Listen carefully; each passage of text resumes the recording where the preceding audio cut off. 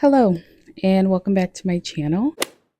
My name's Eugenia. I love to read and I love to yap about books. Welcome to my monthly reading recap for the month of January. I read 17 total books this month. I was out of work for the first half of the month, so I did most of this reading in the first half of the month. A couple videos back, maybe 3 videos back, I did a 24-hour reading challenge, so I read 4 books in that video, so that's the only reason why I read so many books. We're gonna go over the books that I read in January, and this should hopefully be a very quick video because it is dark outside. I have to have lights on. Okay, so end of December, I also have my computer over here, so if I'm looking over there, that's why. But end of December, I started the Crescent City series, and I read House of Earth and Blood. So I started off 2025 with the next books in the series, Sky and Breath and Flame and Shadow. Both of these are 5 out of 5 read. These are very heavy books, so I'm just gonna let them sit on my lap. I'm very generous with my books. Basically, if I have a good time reading it, it gets a 4 or 5 stars. If I enjoyed the story and it's a fun book and I would recommend it to somebody, it gets a 4 or 5 stars to me. And I know a lot of people are very critical of these books, and like, trust me, after reading Ekatar, I was ready to be disappointed in Crescent City, but I wasn't. I was very pleasantly surprised. These books are very fun to read. I listened to the graphic audio of these books and it was a fantastic time. The sound effects, everything was just so fun in this book. Anyway, I'm yapping too much about these books, but I thought Bryce and Hunt's relationship was really sweet. It was very spicy. This book was the spiciest of all 3. I thought it was really sweet. I loved the character development in some of the other characters. I love background stuff just kept unveiling and like the layers just kept peeling back. So yeah, this was a really good book. 5 out of 5 read. Flame and Shadow was also very intense. Like I said, less spicy than Sky and Breath, but I think just so much was happening that made me fly through it. Like I said, I was listening to the graphic audios and I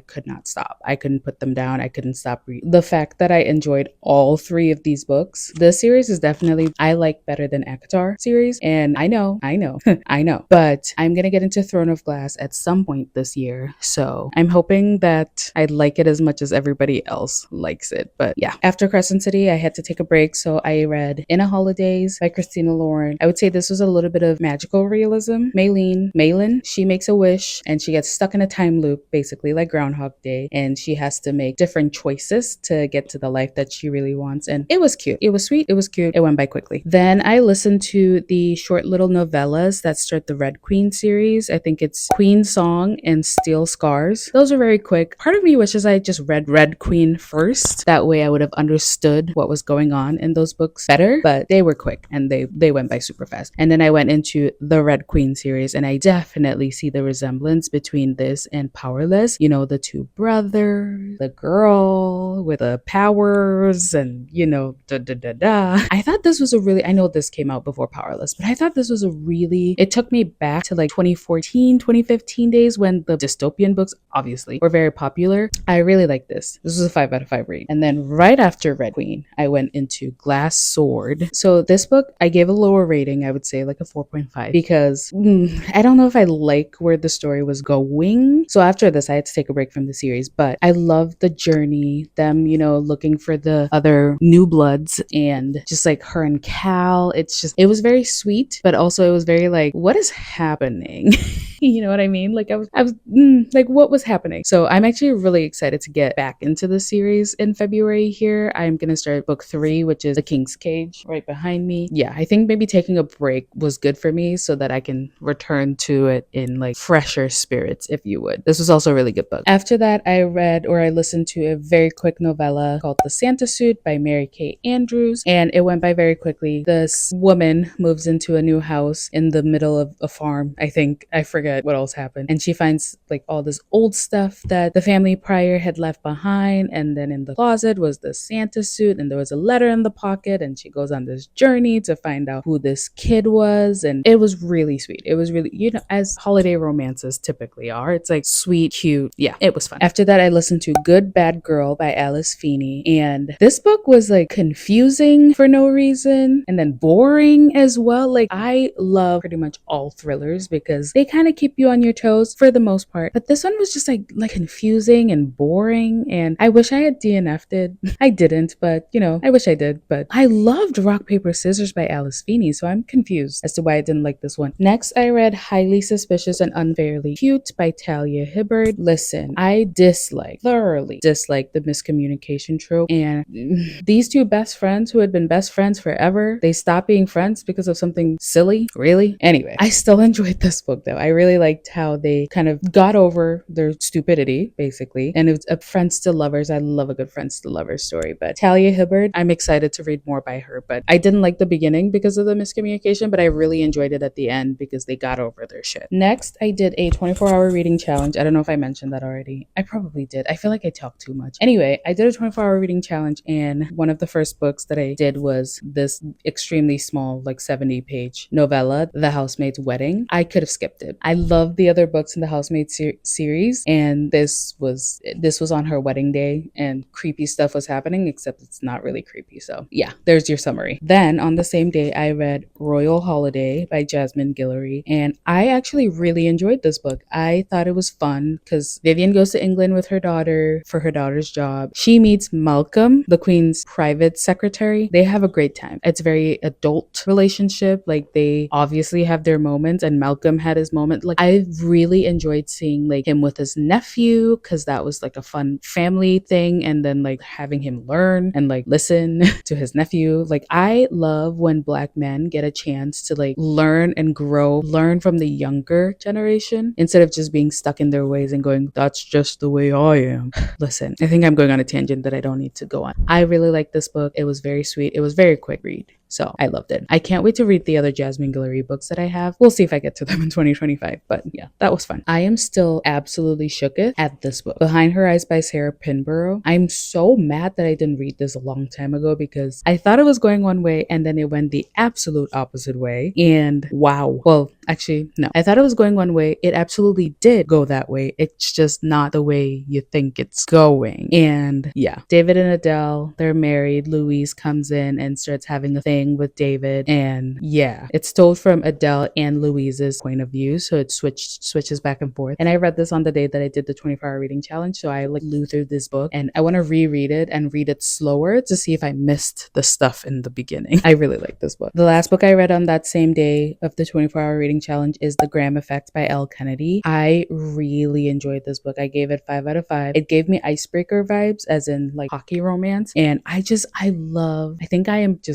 love sports romances. I love strong women who are very passionate about their sport. I, as you can probably tell, have never been a sports person. So it's interesting that I love sports romances, probably because I love strong women. Anyway, I really liked how Gigi and Ryder, I just like them. I like them a lot. I have a couple other Elle Kennedy books and I will be reading probably in 2025. But yeah, that was a really good book. I really enjoyed it. Next, I read The Neighbor Favor by Christina Forrest. So The Neighbor Favor, what was her name? Lily. I'm trying to remember because it's the same name as anyway, doesn't matter. Lily has loved this book that she randomly found and loved, and the author only wrote the one book and stopped writing. The author kind of dropped off the face of the earth. Then he had a website pop up, so she was like, oh my goodness, like this is my favorite book, and she randomly sends a message to it, and then he responds, and they start having this like they were having conversations via email, and it was really fun and it was going really well. And then I thought it was really cute because it's called The Neighbor Favor and he becomes her neighbor. Anyway,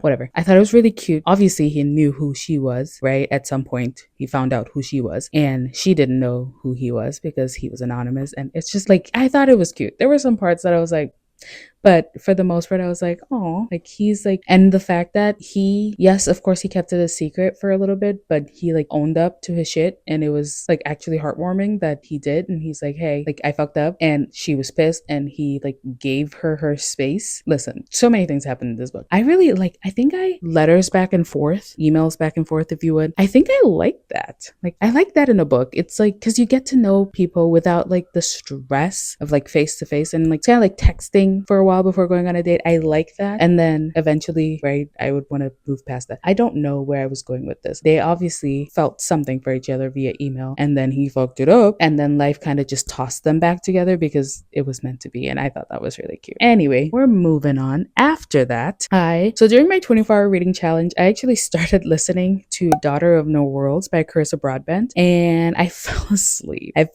I woke up and I was like, oh, let me go back a couple chapters. That's what, nope, I was basically back to the beginning. So I like paused on that completely. Like, I am in my fantasy era for sure, but that was so good. Oh my goodness. Anyway, I will say I was a little bit confused about the magic and like some of the stuff that was happening, but Tasana, she literally bought her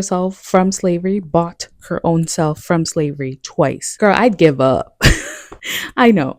By the way, it's February. Happy Black History Month. But like, she's not black, by the way. That was completely Happy Black History Month. We're moving on. Anyway, but she bought herself from slavery twice. Like, she is such a powerful. There's other books in the series, and I'm probably gonna get to them right after I finish the Red Queen series. And Max, I love a grumpy sunshine. I love a grumpy sunshine romance. I think in the beginning I kind of disliked it because I was like, but now I'm like, grumpy sunshine and like golden retriever black cat energy. Oh my goodness. Anyway, Daughter of No Worlds was a really good book, and I'm really excited to read the next book in the series. We're moving on. I think this is the last Christmas book that I'm going to read. One, because it's February now, and I'm completely over the Christmas books again. Bright Lights Big Christmas by Mary Kay Andrews. This is the same author who wrote The Santa Suit that I love. Carrie and her brother, they're running their Christmas tree farm. I think I was reaching the end of my wanting to read holiday books era. So yeah, it was fine. It was whatever. I really hope it's been recording. Last but not least, in January, I forget what day I read this, but Onyx Storm. This is not the version that I read because I actually returned the version that I bought in store. My other 2 copies of Onyx Storm don't have sprayed edges, and I didn't want the sprayed edges. Also, this is the last item that I have bought from Target, and I will no longer be purchasing anything from Target. If you know, you know, but like, I am not giving Target my black ass dollars in this Black History Month. The fuck? Anyway, let's go back to the book, shall we? I did tab it. Oofta. I did tap the book, so there's some pages that have pink, but I made them go inside because it looked ugly on the shelf. But like, you can't even see. There are some spots that are hilarious. Anyway, while I was reading this book, I did not know that this was a 5-book series. I did not know that because for some reason I thought it was going to be a trilogy. So while I was reading this, I had to Google if this was going to be longer than that because I had like 150 pages left and it wasn't going the way I thought it would be going. So I had to Google, and I was like, so this is definitely one of those filler books in series. Like, this could have been like 200 pages max, you know? But I still had a good time. Reading this. I can't give a full rating yet because Fourth Wing and Onyx Storm were amazing when I read them, that I could not wait for this book. And now that I have read this book, I can absolutely wait for the next book. You know what I mean? Like, the way it ended, yes, it ended on a cliffhanger and I want to know what happens next, but I'm not in a rush. You know, like, this book kind of pissed me off. So I'm not in a rush. But yeah, anyway, that is the end of my January reading recap. I am so excited that I actually had a chance to read so many books this month because I'm not obviously gonna have the chance to read that much more. I am back at work full time and life is a little busier, life is a little bit crazier, you know, but in absolutely no surprise to anybody, I have purchased more books. I read however many books and I probably purchased like triple that. And yeah, I think I'm actually gonna film a collective book haul here right after this one because I'm sitting here, I have my light on, I might as well. But thank you for watching my January recap video. It was a good reading month. I think starting off the year with Crescent City and just like, that was such a fantastic series to start off on, in my opinion, and I really enjoyed it. So I'm like really enjoying reading so far in this year. And yeah, I'm curious to know what your favorite book is that you read this month. Let me know if you read any of these books that I read this month. I feel like a lot of people are reading Onyx Storm right now. So Emily, you should read Onyx Storm so we can talk about it. You should finish Fourth Wing and then Iron Flame and then Onyx Storm so we can talk about it. But anyway, yeah, thank you so much for watching this video and I will see you in the next one. Bye.